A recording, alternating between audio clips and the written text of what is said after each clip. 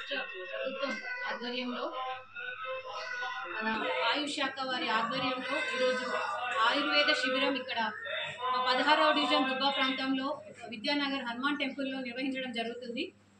ఈరోజు మన వృద్ధాప్య వైద్య శిబిరం చేపట్టడం జరుగుతుంది. ఇక్కడ మన కాలనీ వాసులు అలాగే దుబ్బా వాసులు అందరూ కూడా ఆయుర్వేద ట్రీట్మెంట్ తీసుకోవాల్సిందిగా, అలాగే ఇక్కడ ఈ శిబిరంలో ఉచితంగా ఆయుర్వేద మెడిసిన్స్ ప్రతి వ్యాధికి ఉచితంగా ఆయుర్వేద మందులు ఇవ్వబడుతుంది.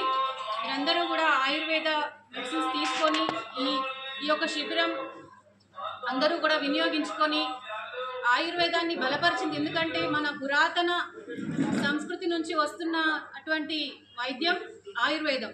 ఇలాంటి ఒక ఆయుర్వేదాన్ని మనం ఇంగ్లీష్ మందులు ఇట్లాంటి వాడి సైడ్ ఎఫెక్ట్స్ తెచ్చుకునే కన్నా ఆయుర్వేదం వాడితే మనకి చాలా వరకు బెనిఫిట్స్ ఉంటాయి.